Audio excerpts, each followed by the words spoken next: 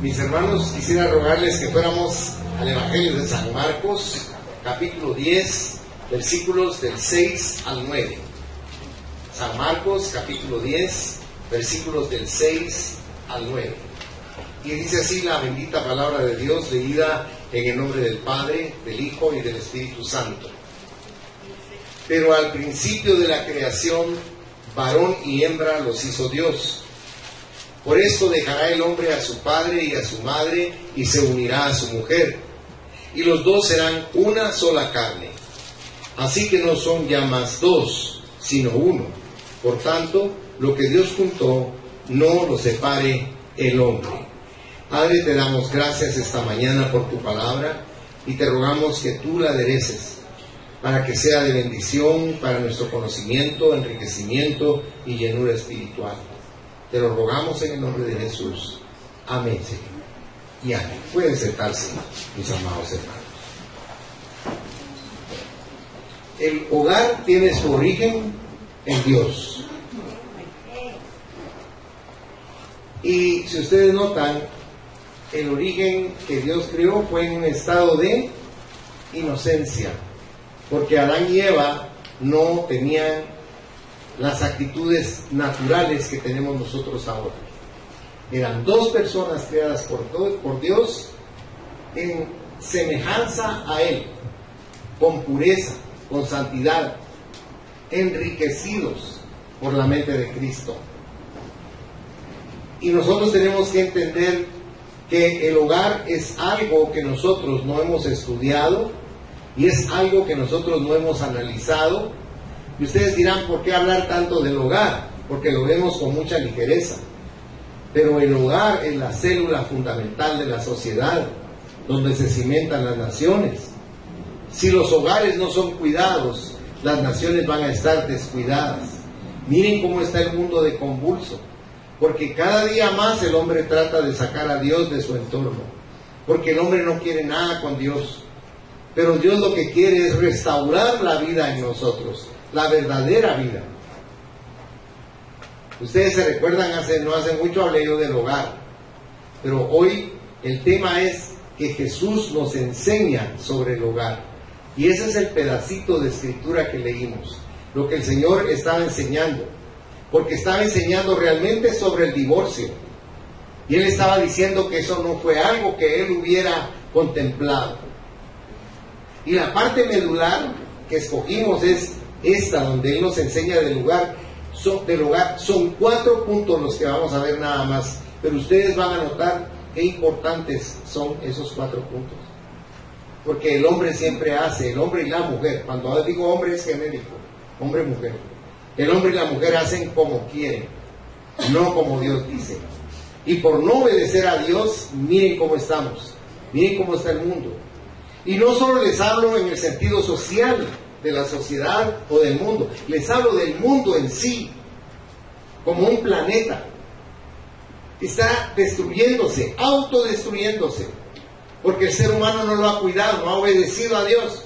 ¿Sabe que Dios dice que si yo soy agricultor, debo cultivar mi pedazo de tierra durante 6 años, y el 7º año lo debo dejar descansar?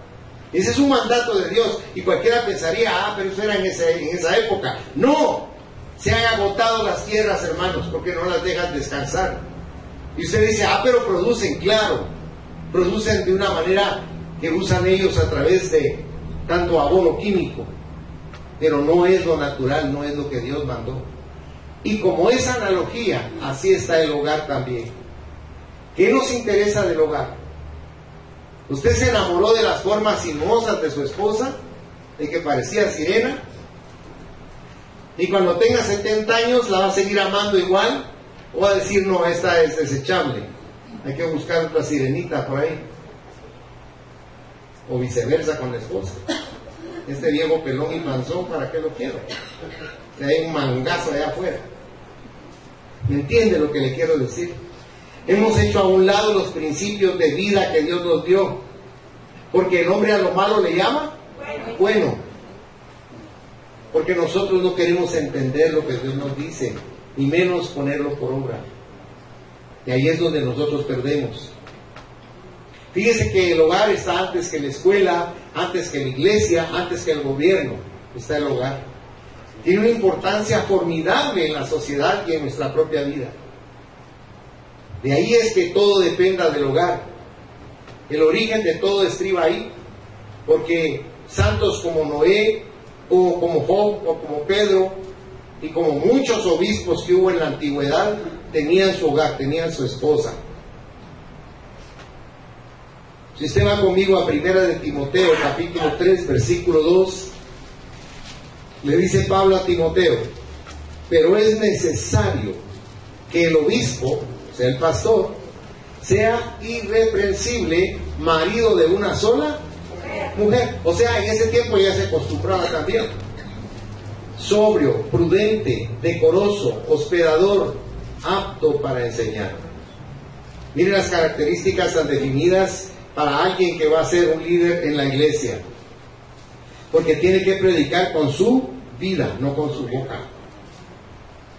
¿Qué es lo que Dios anhela de nosotros? Por eso es tan importante que nosotros entendamos cómo Jesús, por ejemplo, si usted va a San Juan en el capítulo 2, versículos del 1 al 12, hace el primer milagro. ¿Y dónde hace el primer milagro? En una boda. Él y su mamá, la Virgen María, que ya no era en ese momento virgen, y su familia, sus hermanas y sus hermanos, fueron invitados a una boda. Pero déjenme que les explique algo. En esa región, cuando se hacía una boda, se hacía una provisión para que no existiese ningún tipo de problema durante la celebración, porque duraba 7 días la celebración. De tal manera que en esta boda hubo un descuido, y por ese descuido se acabó el vino. Y María hizo algo importante: se acercó a su hijo y le pidió que los ayudara. La respuesta de Jesús es un poco dura, porque le dijo: ¿qué tienes conmigo, mujer? Aún no ha llegado mi hora. Sin embargo, ella les dijo a los que estaban cerca de él: hagan todo lo que él les diga. Y llenaron unas 6 tinajas grandes de agua, y el Señor lo convirtió en vino. Y llegaron con el dueño de la casa y le dijeron que ese vino era el que se servía primero y no de último, porque ese vino era mejor que el primero. Porque déjeme que le explique algo: eso que Jesús hizo es una analogía de la vida espiritual, porque el vino nuevo es el Espíritu Santo que nos llena.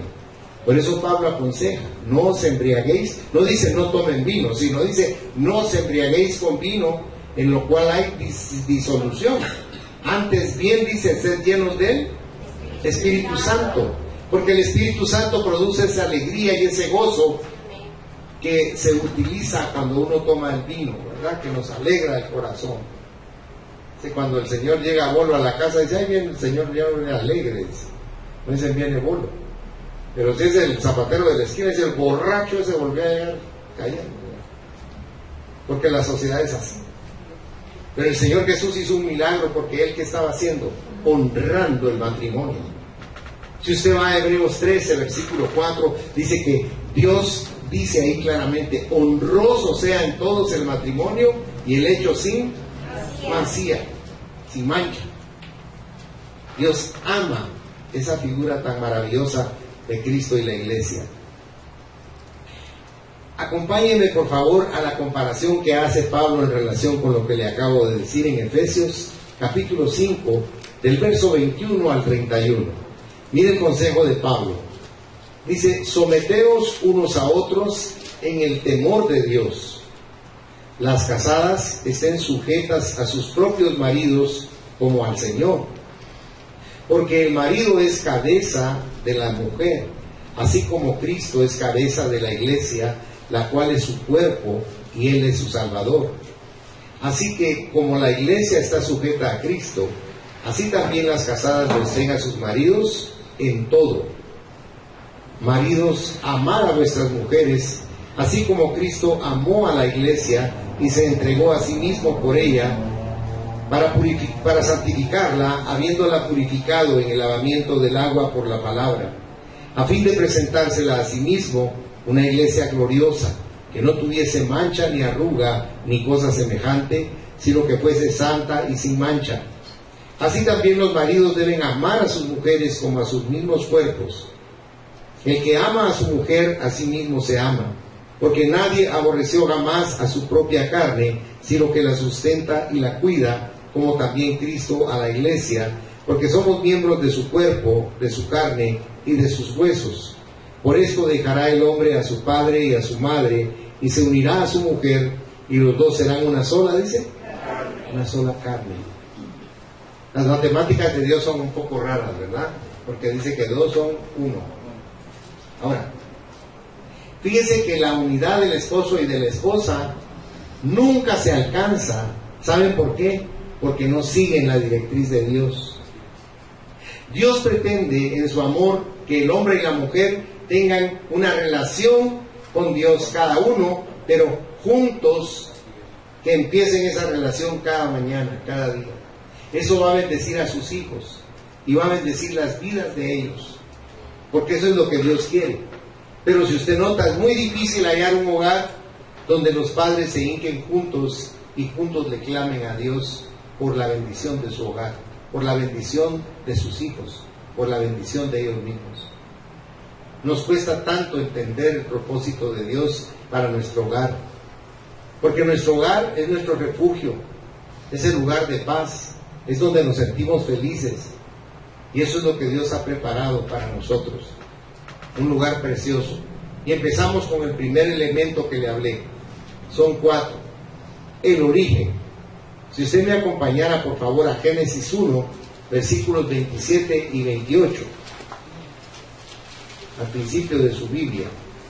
Dice: y creó Dios al hombre a su imagen, a imagen de Dios lo creó, varón y hembra los creó. Y los bendijo Dios, y les dijo: fructificad y multiplicaos, llenad la tierra y sojuzgadla, y señoread en los peces del mar, en las aves de los cielos, y en todas las bestias que se mueven sobre la tierra. O sea que el origen del matrimonio es Dios mismo, no es un invento del hombre, es Dios el que lo creó, con un fin y un propósito definido, con una bendición y un gozo formidable para la pareja. Fíjense que es lindo ver cómo Dios ama tanto el matrimonio, ama tanto a la pareja, porque Él sabe que de ahí, como una progresión geométrica, van a venir los hijos, los nietos, los bisnietos, los tataranietos, y se va como una progresión de gente que tiene a Dios morando dentro de su corazón. Es algo tan difícil en el cristiano. El cristiano no tiene conciencia ni es consecuente con su posición espiritual. Fingimos ser cristianos, pero no logramos entender lo que Dios quiere desde el hogar. Él quiere ser lo primero en nuestro corazón, pero Él no es lo primero en nuestro corazón, hermanos. Nosotros tenemos prioridades diferentes y no es Dios el que está reinando en nuestro corazón. Por eso estas cosas las escuchamos y posiblemente nos gusten o no nos gusten, pero no les encontramos el sentido que deberían de tener, porque no tenemos hábito de ser espirituales, de amar a Dios con profundidad. Nos conformamos simplemente con tener una religión, y Dios no es religión, lo hemos dicho hasta la saciedad. Dios quiere tener una vinculación, una relación profunda con nosotros. Hoy decía la palabra profética que debemos confiar en Él, pero dígame una cosa: ¿cómo va a confiar en alguien con quien usted no tiene vinculación, relación verdadera? Mi Dios, dice un montón de gente, mi Señor. Pero ¿será eso cierto? Eso solo usted lo sabe en su corazón. Aunque hay gente tan necia que cree que de verdad es cristiano. Pero ser cristiano es un compromiso que tiene una implicación formidable, porque no es solo para esta vida, es para la vida eterna. Y por eso menospreciamos tanto el hogar y no le damos la importancia que debe tener. Pero Dios es el que está fiscalizando todo eso, y a Él le vamos a tener que entregar cuentas de lo que estamos haciendo con el hogar que poseemos. Por favor, medite esta mañana con seriedad sobre su propio hogar, porque es bien importante. Si usted va al Evangelio de Juan en el capítulo 1, versículo 1, dice: en el principio era el Verbo, y el Verbo era con Dios, y el Verbo era Dios. O sea, el Logos, la palabra viva, la palabra creadora, fue la que hizo que existiera el matrimonio. Él creó el matrimonio desde un principio, para que nosotros tuviéramos un fin de vida, un propósito específico con nuestros hijos. Así es el hogar. La obra predilecta del Padre, del Hijo y del Espíritu Santo fue el varón y la mujer. Siendo de origen divino, escapa de lo común y se eleva a lo sublime. La palabra sublime quiere decir excelso, eminente, de gran valor moral, intelectual y espiritual. Ahora yo le pregunto, ¿ve usted así su hogar, su matrimonio? ¿Lo ve como algo excelso, eminente, de gran valor moral, de gran valor intelectual y de gran valor espiritual? Les pregunto eso para que usted entienda lo que yo estoy tratando de proponerle esta mañana. No es una simple tesis, sino es el mandato de Dios para que le encontremos sentido a nuestro hogar. Jesús está enseñando sobre eso. Y por eso usted ve tantos hogares que son totalmente disfuncionales, porque se han apartado del Señor. Y Dios dice: apartados de mí o separados de mí, nada podéis, dice, hacer. Aunque nos cueste aceptarlo, así es. Necesitamos involucrar a Dios en nuestro hogar y necesitamos comprometernos con Él para tener un hogar funcional y un hogar que lo agrade a Él, no a nosotros. Es tan importante entender eso, el origen de lo que Él creó. Para el Señor no debe haber intereses creados en el hogar. No deben haber caprichos, posesiones o motivos subalternos. Porque como dije hace un momento, el hogar es algo sublime. Fíjese que no vemos el hogar como algo sublime porque creemos que es una cuestión social. Pero fíjese que el hogar, cuando un hombre y una mujer se unen, están haciendo un pacto entre ellos, pero principalmente con Dios. Y es un pacto que es indisoluble. Dios no quiere que eso se rompa. Dios quiere que permanezca el hogar, cueste lo que cueste. Porque no entendemos la maldición que le derramamos a nuestros hijos al romper un hogar. No lo logramos comprender. Pero eso nos afecta profundamente. Cuando falta papá en el hogar, se crea un vacío existencial formidable en los hijos. Cuando falta mamá es igual. Por eso es tan importante que los padres estén unidos, estén juntos. Porque cuando los padres permanecen juntos integralmente, sus hijos son personas seguras, son triunfadores, son benditos, son prósperos integralmente. Porque ustedes están siguiendo la dirección de Dios, no su egoísmo personal. Es tremendo esto, hermanos. Y antes de hablarles a ustedes, me habló a mí Dios. Porque dice, cada quien sabe cómo mata sus pulgas. Aquí no es así. Aquí todo se hace como dice Dios, hermanos. Amén. No como ustedes quieran, con todo respeto. Ustedes tienen que seguir lo que Dios dice, porque Él nos creó. Él es superlativo en relación con nosotros. Nosotros no tenemos la sabiduría que tiene Dios, y Él quiere que entendamos y que aprendamos. El segundo punto es su significado. Si usted vuelve conmigo, por favor, a Marcos capítulo 10, dice en el versículo 7: por esto dejará el hombre a su padre y a su madre y se unirá a su mujer. Pero notemos algo importante. Cuando habla aquí de dejar, no está diciendo de abandonar. No se trata de abandonar a los padres, ¿me comprende? Sino a dejar el sustento, el respaldo, el mantenimiento de los padres sobre uno.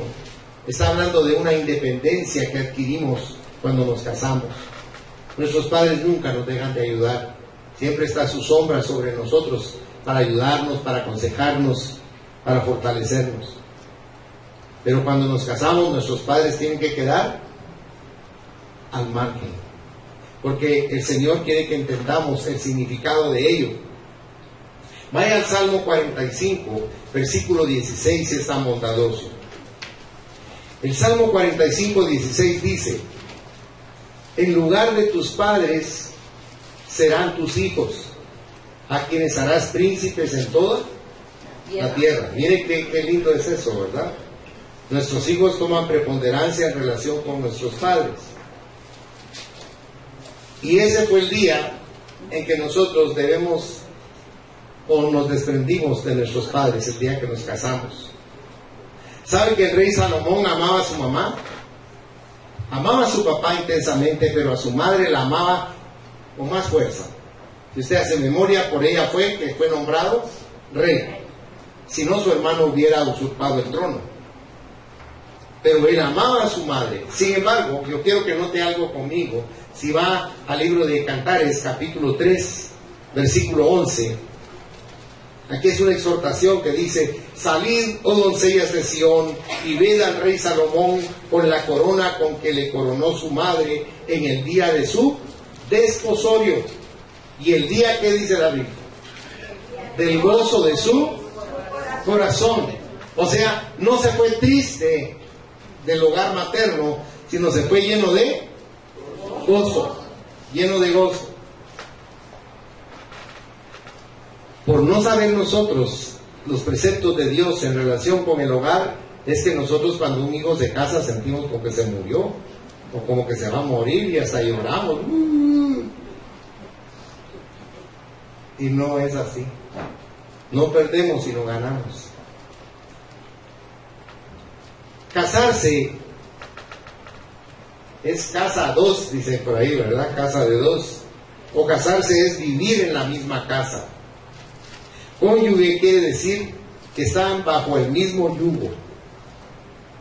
Matrimonio significa manus, oficio, y mater, madre. O sea que el matrimonio es oficio de madre. Pero déjeme que le explique una cosa. ¿Cuántos brazos tiene una madre? Tiene 4. Los 2 de ella y los 2 de su esposo.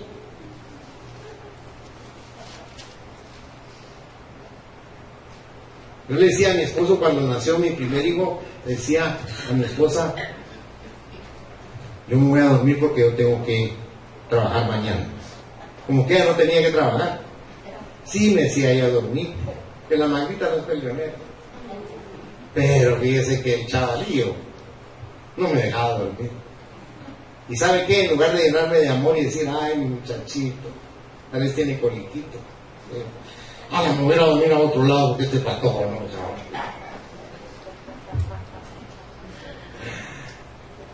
¿Entiende lo que le quiero decir? Nunca me enseñaron que yo era también mamá. Yo tenía que ayudar como mamá. Cuando había que cambiar los pañales, decía: yo te ayudaría, pero a mí me da náusea.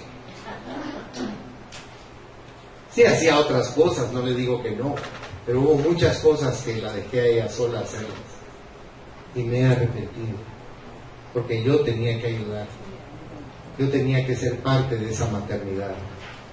Pero hermanos, también nunca aprendí eso en mi hogar. ¿Sabe una cosa? Yo venía cansado de ser chino, porque tuve 6 hermanos, y a cada uno de ellos me tocó chinearlo a mí y cuidarlo. Y si mis papás salían, decía: a cargo de los niños.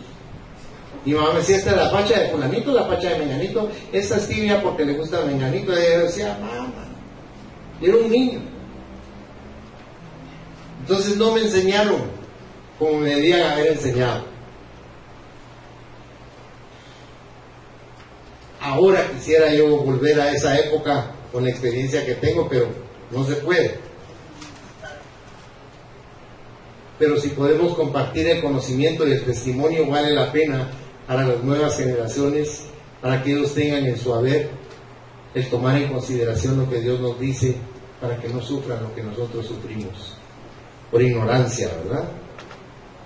Es pues el hogar la obligación maternal de uno con el otro. Porque ¿qué es el hogar? Sinónimo de ¿qué es el hogar? Es el hogar de la hoguera.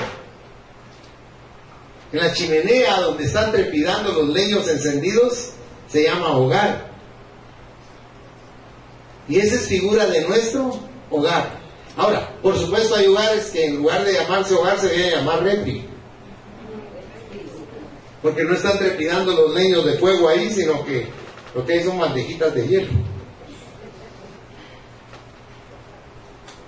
Es bien importante que nosotros entendamos el significado, porque los padres, cuando sus hijos se casan, no los pierden, sino ganan otros hijos. A veces una nuera o un yerno ocupa un lugar especial en la vida de los suegros. Por eso es tan interesante cuando vamos analizando y desglosando lo que Jesús nos está enseñando. La tercera cosa que nos enseña es que es indisoluble. Si usted va conmigo a Marcos 10, versículo 8, dice: y los dos serán una sola carne, así que no son ya más dos, sino uno. Pablo nos dijo en lo que leímos de Efesios 5, si se recuerda, en el verso 29, nadie se aborrece a sí mismo. Fíjese que uno debe preguntarse, ¿amo verdaderamente a mi esposa o amo verdaderamente a mi esposo? El peor enemigo que tenemos, aparte de la falta de comunicación en el hogar, es la rutina. Y usted va a ver que por eso en muchos hogares ya no usan una cama, sino dos. Y ponen una y mil justificaciones. O dividen la cama simplemente. Pero porque se entró en una rutina. Se perdió aquel encanto del amor, de la comunión, del deseo, de la afinidad. Como que no se necesitaran el uno al otro.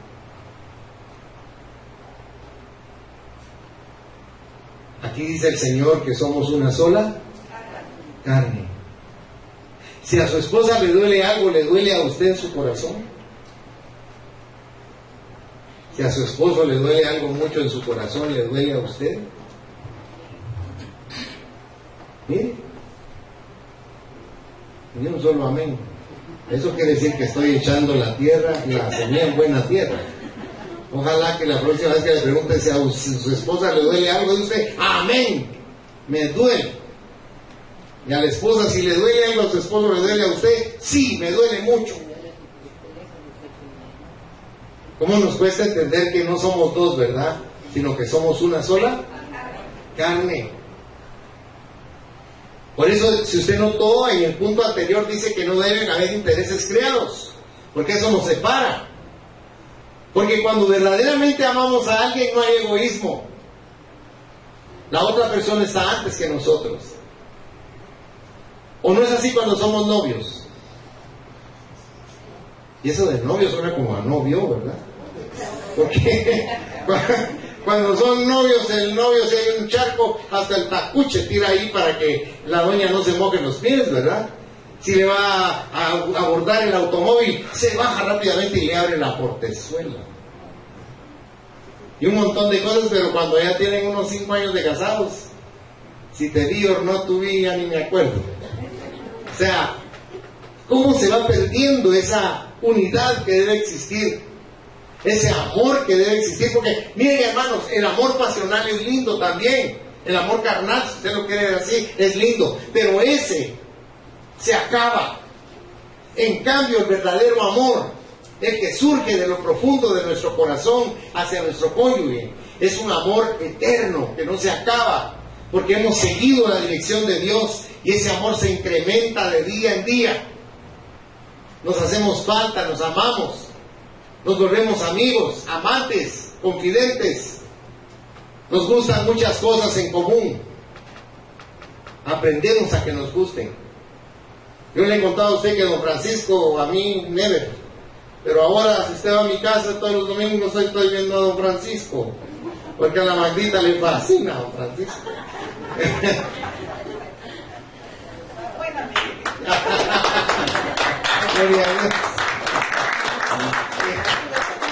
Y ayer en ese programa hicieron un chiste del matrimonio y yo le dije a ella, qué bueno que estamos viendo esto porque mira el chiste.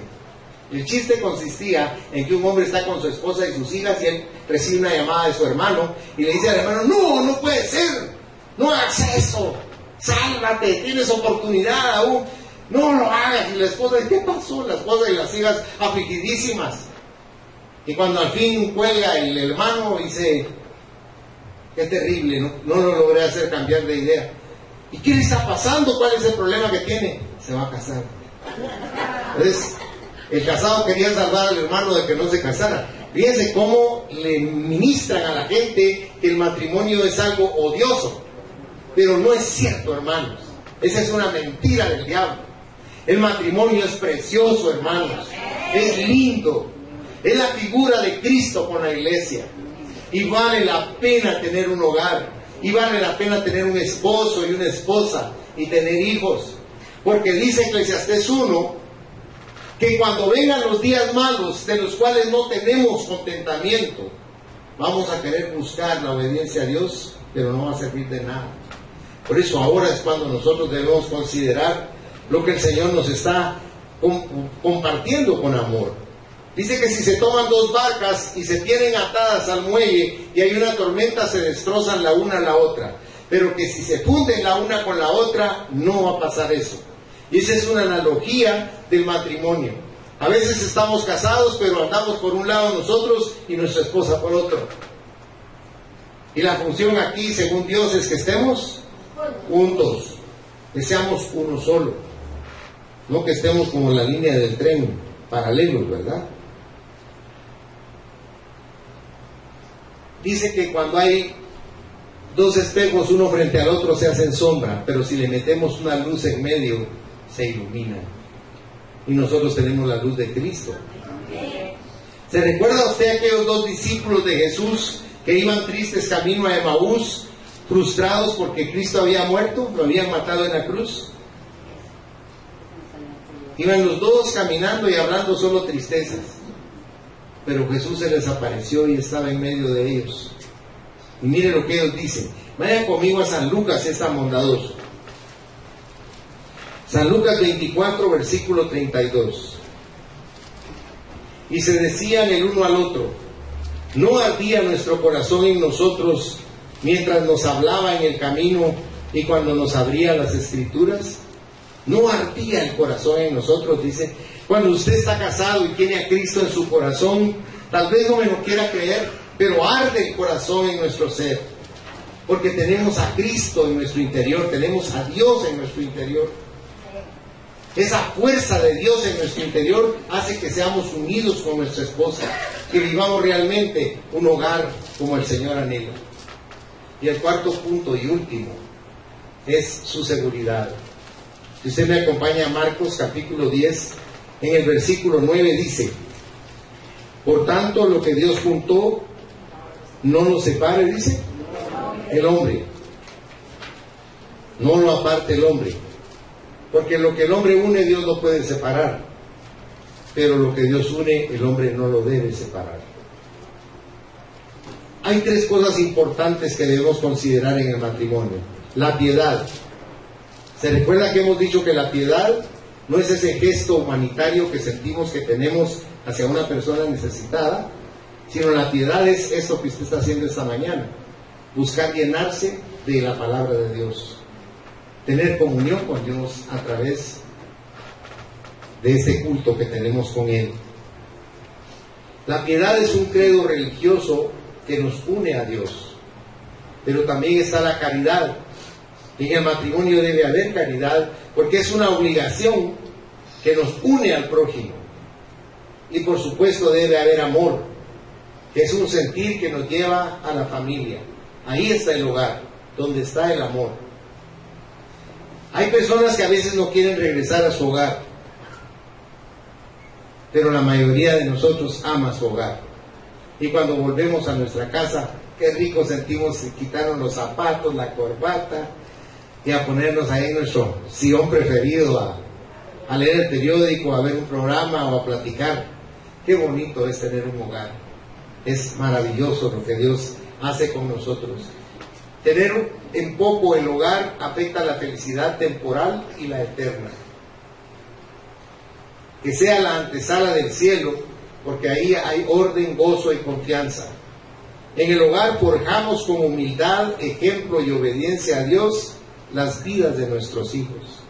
O sea, es la cuna donde se va a fortalecer y a formar el carácter de nuestros hijos. Esta mañana, al concluir, yo le dejo un pensamiento en su corazón para que usted lo analice. ¿Es mi hogar una buena cuna de formación para mis hijos? Piénselo, por favor, porque no estamos hablando de culpa ni de condenación, sino de responsabilidad ante Dios. Cierren sus ojos, por favor. Dios Todopoderoso, cualquier pequeña crisis de poca monta puede separar y dividir a una pareja cuya vinculación sea débil. En cambio, una pareja bien vinculada podrá superar todas las crisis, pues todo su vínculo es el amor y Dios es amor. Dios, yo te quiero pedir en esta mañana que bendigas cada hogar aquí representado, que tú proveas en sus corazones esa revelación poderosa tuya, divina, en la cual les manifiestes lo vital y lo importante que es la formación de la vida de nuestros hijos, con el esfuerzo que hacemos al tener un hogar conforme a lo que tú anhelas. Señor, en esta mañana yo te pido que tu bendición colme los corazones que necesitan ser restaurados, los corazones que necesitan ser llenos de ti, los hogares que necesitan ser fortalecidos, los hijos, Señor, que necesitan un hogar estable, y todas esas circunstancias tan vitales, Señor, para nuestro diario vivir.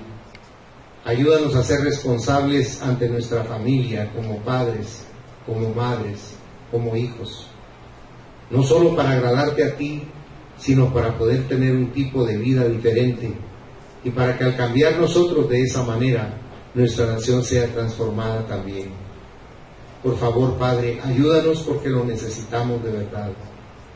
Y esta mañana yo te pido también que tú suplas conforme a tus riquezas en gloria el conocimiento y la revelación del matrimonio en cada una de estas parejas que están aquí esta mañana.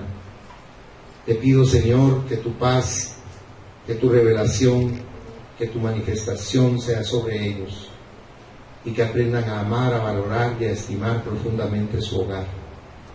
Por eso, Padre, como tu siervo, yo ministro bendición sobre tu pueblo, en el nombre del Padre, del Hijo y del Espíritu Santo. Y te pido que ellos puedan meditar con tranquilidad y puedan analizar, Señor, lo que brevemente hemos platicado en esta mañana. En el nombre precioso de Jesús. Amén, Señor, y amén. Que el Señor les bendiga ricamente, mis hermanos.